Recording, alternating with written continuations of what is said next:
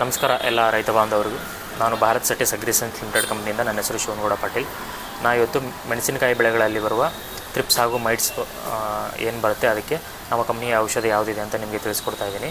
ಮೊದಲನೇದಾಗಿ ಥ್ರಿಪ್ಸ್ಗೆ ನಮ್ಮ ಕಂಪ್ನಿಯ ಡೈನೋಸರ್ ಅಂತ ಇದೆ, ಇದು ಥ್ರಿಪ್ಸ್ಗೆ ಕೆಲಸ ಮಾಡುತ್ತೆ. ಹಾಗೂ ಮೈಟ್ಸ್ಗೆ ಕಿಕೋಡೆ ಅಂತ ಔಷಧ ಇದೆ, ಇದು ಮೈಟ್ಸ್ಗೆ ಕೆಲಸ ಮಾಡುತ್ತೆ.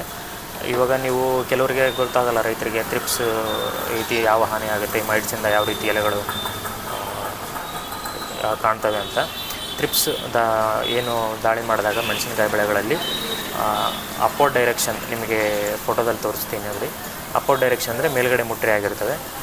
ಮೈಟ್ಸ್ ಮೈಟ್ಸ್ ಇರೋದರಿಂದ ಮೆಣಸಿನಕಾಯಿ ಬೆಳೆಗಳಲ್ಲಿ ಎಲೆಗಳು ಕೆಳಗಡೆ ಮುಟ್ರೆ ಆಗ್ತವೆ. ನಿಮಗೆ ಅಲ್ಲಿ ಫೋಟೋದಲ್ಲಿ ತೋರಿಸ್ತೀನಿ.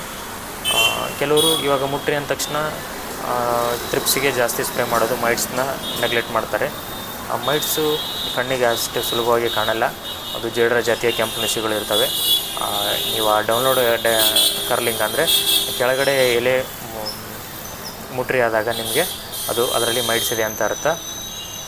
ನೀವು ಅದನ್ನು ಹಾಗೆ ನೆಗ್ಲೆಕ್ಟ್ ಮಾಡಿದರೆ ಎಲೆಗಳು ತುಂಬ ಬಿರುಸಾಗಿ ಎಲೆ ಉದುರುತ್ತೆ, ಇಳುವರಿಯಲ್ಲಿ ಹೊಡೆತ ಬೀಳುತ್ತೆ.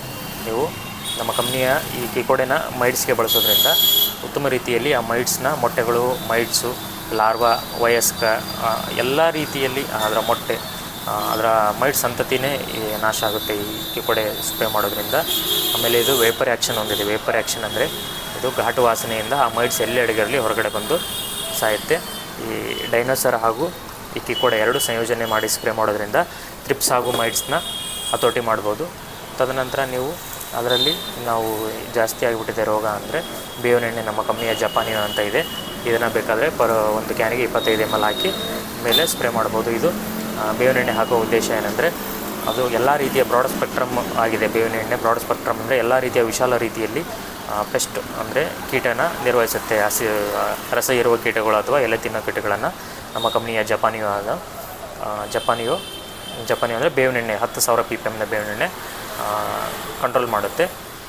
ಆಮೇಲೆ ಗಿಡಕ್ಕೆ ರೋಗ ನಿರೋಧಕ ಶಕ್ತಿಯನ್ನು ಹೆಚ್ಚಿಸಿ, ನೀವು ಇದು ರೋಗ ನಿರೋಧಕ ಶಕ್ತಿನ ಹೆಚ್ಚು ಮಾಡೋದ್ರಿಂದ ಅದು ನೀವು ಸ್ಪ್ರೇ ಮಾಡಿದ ಔಷಧನ ಸ್ಪ್ರೇ ಮಾಡಿದ ತಕ್ಷಣ ಸ್ವಲ್ಪ ದೀರ್ಘಾವಧಿಯವರೆಗೆ ಸ್ಪ್ರೇ ಮಾಡೋದನ್ನು ನೀವು ಮೇಲೆ ಸ್ಪ್ರೇ ಮಾಡೋದನ್ನು ಅವಾಯ್ಡ್ ಮಾಡ್ಬೋದು. ದೀರ್ಘಾವಧಿಯವರೆಗೆ ಔಷಧಗಳು ಕೆಲಸ ಮಾಡುತ್ತೆ.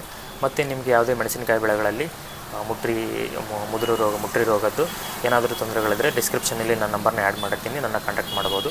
ಮತ್ತು ಮುಂದಿನ ಉಪಯುಕ್ತ ವಿಡಿಯೋದೊಂದಿಗೆ ಸಿಗೋಣ. ಅಲ್ಲಿವರೆಗೂ ನಮಸ್ಕಾರ. ಜೈ ಜವಾನ್, ಜೈ ಕಿಸಾನ್. ನಮಸ್ಕಾರ.